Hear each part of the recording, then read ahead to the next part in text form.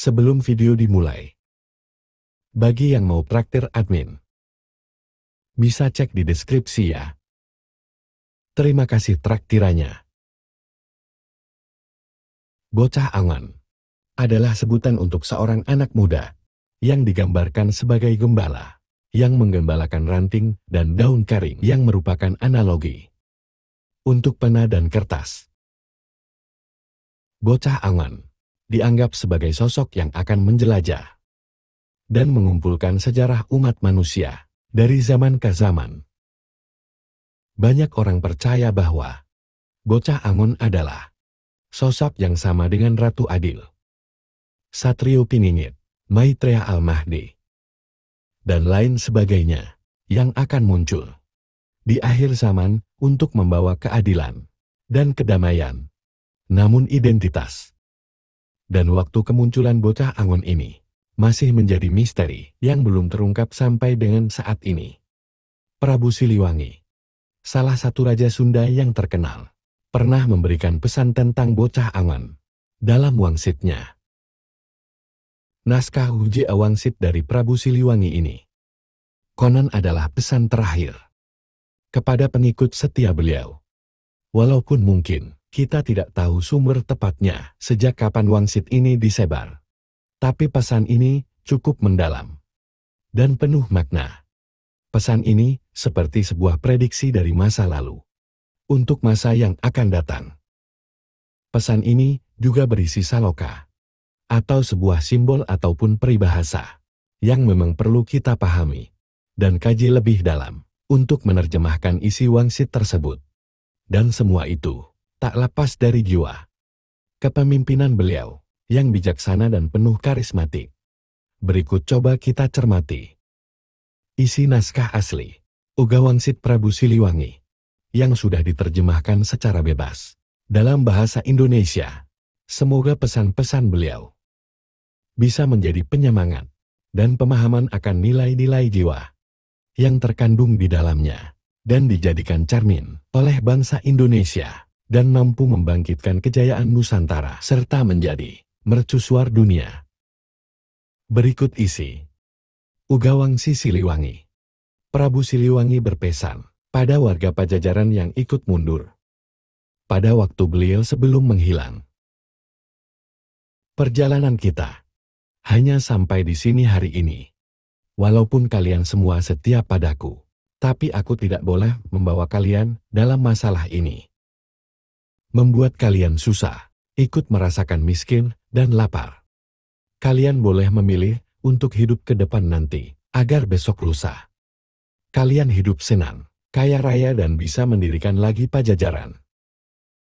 Bukan Pajajaran saat ini, tapi Pajajaran yang baru, yang berdiri oleh perjalanan waktu. Aku tidak akan melarang, sebab untukku tidak pantas jadi raja yang rakyatnya lapar dan miskin. Dengarkan yang ingin tetap ikut denganku. Cepat memisahkan diri ke selatan. Yang ingin kembali lagi ke kota yang ditinggalkan, cepat memisahkan diri ke utara. Yang ingin berbakti kepada raja yang sedang berkuasa, cepat memisahkan diri ke timur. Yang tidak ingin ikut siapa-siapa, cepat memisahkan diri ke barat. Dengarkan kalian yang di timur harus tahu. Kekuasaan akan turut dengan kalian. Dan keturunan kalian nanti yang akan memerintah saudara kalian dan orang lain. Tapi kalian harus ingat.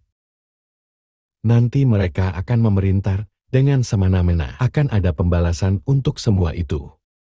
Silahkan pergi. Kalian yang di sebelah barat. Carilah oleh kalian Kisantang. Sebab nanti keturunan kalian yang akan mengingatkan saudara kalian dan orang lain ke saudara-saudara, ke saudara yang datang sependirian, dan semua yang baik hatinya. Suatu saat nanti, apabila tengah malam, dari Gunung Halimun terdengar suara minta tolong, nah itu adalah tandanya. Semua keturunan kalian dipanggil oleh yang mau menikah di Lebak Kawini. Jangan sampai berlebihan, sebab nanti telaga akan banjir. Silakan pergi, ingat. Jangan menoleh ke belakang. kalian yang di sebelah utara. Dengarkan kota takkan pernah kalian datangi. Yang kalian temui hanya padang yang perlu diolah. Keturunan kalian, kebanyakan akan menjadi rakyat biasa. Adapun yang menjadi penguasa, tetap tidak mempunyai kekuasaan. Suatu hari nanti, akan kedatangan tamu. Banyak tamu dari jauh. Tapi tamu yang menyusahkan waspadalah. Semua keturunan kalian akan aku kunjungi. Tapi hanya pada waktu tertentu. Dan saat diperlukan, aku akan datang lagi menolong yang perlu, membantu yang susah. Tapi hanya mereka yang bagus perangainya. Apabila aku datang, takkan terlihat. Apabila aku berbicara, takkan terdengar. Memang aku akan datang. Tapi hanya untuk mereka yang baik hatinya. Mereka yang mengerti. Dan satu tujuan. Yang mengerti tentang harum sejati. Juga mempunyai jalan pikiran yang lurus dan bagus tingkah lakunya. Ketika aku datang, tidak berupa dan bersuara, tapi memberi ciri dengan wewangian. Semenjak hari ini, Pajajaran hilang dari alam nyata. Hilang kotanya, hilang negaranya. Pajajaran tidak akan meninggalkan jejak, selain nama untuk mereka yang berusaha menelusuri. Sebab bukti yang ada, akan banyak yang menolak. Tapi suatu saat akan ada yang mencoba. Supaya yang hilang bisa ditemukan kembali. Bisa saja hanya menelusurinya harus memakai dasar. Tapi yang menelusurinya, banyak yang sok pintar dan sombong, dan bahkan berlebihan kalau bicara. Suatu saat nanti, akan banyak hal yang ditemui, sebagian-sebagian, sebab terlanjur dilarang oleh pemimpin pengganti. Ada yang berani menelusuri terus-menerus, tidak mengindahkan larangan. Mencari sambil melawan, melawan sambil tertawa. Dialah anak gembala. Rumahnya di belakang sungai. Pintunya setinggi batu. Tertutupi pohon handelam dan hanjuan. Apa yang dia gembalakan, bukan kerbau, bukan domba, bukan pula harimau ataupun banteng. Tetapi ranting, daun karing, dan sisa potongan pohon. Dia terus mencari, mengumpulkan semua yang dia temui. Tapi akan menemui banyak sejarah atau kejadian. Selesai zaman yang satu. Datang lagi satu zaman yang jadi sejarah baru. Setiap zaman membuat sejarah. Setiap waktu akan berulang. Itu dan itu lagi. Dengarkan yang saat ini memusuhi kita. Akan berkuasa hanya untuk sementara waktu. Tanahnya kering. Padahal di pinggir sungai Cibanten, dijadikan kandang kerbau kosong. Nah disitulah. Sebuah negara akan pecah. Pecah oleh kerbau bul. Yang digembalakan oleh orang yang tinggi. Dan memerintah di pusat kota. Semenjak itu, raja-raja dibelenggu. Kerbau bul memegang kendali. Dan keturunan kita hanya jadi orang suruhan. Tapi kendali itu tak terasa sebab semuanya serba dipenuhi. Dan murah, serta banyak pilihan. Semenjak itu, pekerjaan dikuasai monyet. Suatu saat nanti, keturunan kita akan ada yang sadar. Tapi sadar seperti terbangun dari mimpi. Dari yang hilang dulu, semakin banyak yang terbongkar. Tapi banyak yang tertukar sejarahnya. Banyak yang dicuri. Bahkan dijual. Keturunan kita banyak yang tidak tahu bahwa zaman sudah berganti. Pada saat itu, geger di seluruh negara. Pintu dihancurkan oleh mereka para pemimpin, tapi pemimpin yang salah arah. Yang memerintah bersembunyi. Pusat kota kosong, kerbau bulih kabur. Negara pecahan diserbu monyet, keturunan kita. Anak tertawa, tapi tertawa yang terpotong. Sebab ternyata, pasar habis oleh penyakit. Sawah habis oleh penyakit. Tempat padi habis oleh penyakit. Kebun habis oleh penyakit. Perempuan hamil oleh penyakit. Semuanya diserbu oleh penyakit. Keturunan kita takut oleh segala yang berbau penyakit. Semua alat digunakan untuk menyembuhkan penyakit. Sebab sudah semakin parah. Yang mengerjakan masih bangsa sendiri. Banyak yang mati kelaparan. Semenjak itu, keturunan kita, banyak yang berharap bisa bercocok tanam, sambil sok tahu, membuka lahan. Mereka tidak sadar bahwa zaman sudah berganti cerita lagi.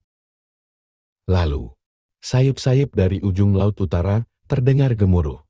Burung menetaskan telur, riuh seluruh bumi. Sementara di sini ramai oleh perang. Saling menindas antara sesama. Penyakit bermunculan di sana-sini. Lalu keturunan kita mengamuk. Mengamuk tanpa aturan. Banyak yang mati tanpa dosa. Jelas-jelas musuh dijadikan teman. Yang jelas-jelas teman dijadikan musuh. Mendadak, banyak pemimpin dengan cara sendiri yang bingung. Semakin bingung. Banyak anak kecil sudah menjadi bapa yang mengamuk tanpa berkuasa. Mengamuk tanpa pandang bulu. Yang putih dihancurkan. Yang hitam diusir. Kepulauan ini semakin kacau. Sebab banyak yang mengamuk. Tidak beda dengan tawan. Hanya karena dirusak sarafnya seluruh nusa. Dihancurkan dan dikejar. Tetapi ada yang menghentikan. Yang menghentikan adalah orang seberang. Lalu berdiri lagi penguasa yang berasal dari orang biasa.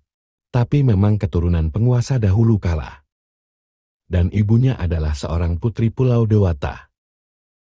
Karena jelas, keturunan penguasa-penguasa baru susah dianiaya. Semenjak itu, berganti lagi kiamat. Ganti zaman, ganti cerita. Kapan tidak lama. Setelah bulan muncul di siang hari, disusul oleh lewatnya komen yang terang benderang. Di bekas negara kita, berdiri lagi sebuah negara-negara. Di dalam negara, dan pemimpinnya bukan keturunan Pajajaran. Lalu akan ada penguasa. Tapi penguasa yang mendirikan benteng yang tidak boleh dibuka, yang mendirikan pintu, yang tidak boleh ditutup membuat pancuran di tengah jalan. Memelihara elang di pohon beringin. Memang penguasa buta. Bukan buta pemaksa, tetapi buta tidak melihat. Segala penyakit dan penderitaan. Penjahat juga pencuri. Menggerogoti rakyat yang sudah susah. Sekalinya ada yang berani mengingatkan. Yang diburu. Bukanlah penderitaan itu semua, tetapi orang yang mengingatkannya. Semakin maju, semakin banyak penguasa yang buta tuli. Memerintah sambil menyembah berhala. Lalu anak-anak muda salah pergaulan. Aturan hanya menjadi bahan omongan. Karena yang membuatnya bukan orang yang mengerti. Aturan itu sendiri, wajar saja bila kolam semuanya mengering. Pertanian semuanya fuso. Bulir padi banyak yang diselewengkan. Sebab yang berjanjinya banyak tukang bohong. Semua diberangus janji-janji belaka. Terlalu banyak orang pintar, tapi pintar keblinger. Pada saat itu, datang pemuda berjanggut. Datangnya memakai baju serba hitam, sambil menyanding sarung tua. Membangunkan semua yang salah arah. Mengingatkan pada yang lupa, tapi tidak dianggap. Karena pintar ke telinga. Maunya menang sendiri. Mereka tidak sadar. Langit sudah memerah. Asap mengebul dari perapian. Alih-alih dianggap, pemuda berjanggut ditangkap, dimasukkan penjara. Lalu mereka mengacak-acak tanah. Orang lain beralasan mencari musuh, tapi sebenarnya mereka sengaja membuat permusuhan. Waspadalah sebab mereka nanti akan melarang untuk menceritakan Pajajaran sebab takut ketahuan bahwa mereka yang jadi gara-gara selama ini penguasa yang buta. Semakin hari semakin berkuasa, melebihi kerbau bul. Mereka tidak sadar. Zaman manusia sudah dikuasai oleh kelakuan hewan. Kekuasaan penguasa buta tidak berlangsung lama, tapi karena sudah kelewatan menyengsarakan rakyat, yang sudah berharap agar ada mukjizat datang untuk mereka, penguasa itu akan menjadi tumbal-tumbal untuk perbuatannya sendiri. Kapan waktunya nanti saat munculnya anak gembala, di situ akan banyak huru-hara. Yang bermula di satu daerah, semakin lama semakin besar, meluas di seluruh negara, yang tidak tahu menjadi gila. dan ikut-ikutan mengerobot dan bertengkar, dipimpin oleh pemuda gendut. Sebabnya bertengkar, memperebutkan tanah. Yang sudah punya, ingin lebih, yang berhak, meminta bagiannya. Hanya yang sadar pada dia, mereka hanya menonton. Tapi tetap terbawa-bawa. Yang bertengkar, lalu terdiam, dan sadar ternyata. Mereka memperebutkan pepesan kosong. Sebab tanah sudah habis oleh mereka yang punya uang. Para penguasa lalu menyusup. Yang bertengkar ketakutan. Ketakutan kehilangan negara. Lalu mereka mencari anak gembala. Yang rumahnya di ujung sungai. Yang pintunya setinggi batu. Yang rimbun oleh pohon anggelam dan hanjuang. Semua mencari tumbal. Tapi pemuda gembala sudah tidak ada. Sudah pergi bersama pemuda berjenggot. Pergi membuka lahan baru. Di Lebak kali ini. Yang ditemui hanya gagak berkoar di dahan mati. Dengarkan, zaman akan berganti lagi. Tapi nanti setelah Gunung Gate meletus. Disusul oleh 7 gunung. Ribut lagi seluruh bumi. Orang Sunda dipanggil-panggil. Orang Sunda memaafkan. Baik lagi semuanya. Negara bersatu kembali. Nusa Jaya lagi. Sebab berdiri Ratu Adil. Ratu Adil yang sejati. Tapi ratu siapa? Dari mana asalnya sang ratu? Nanti juga kalian akan tahu. Sekarang cari oleh kalian. Pemuda gembala. Silakan pergi. Ingat jangan menoleh ke belakang. Kurang lebih seperti itu.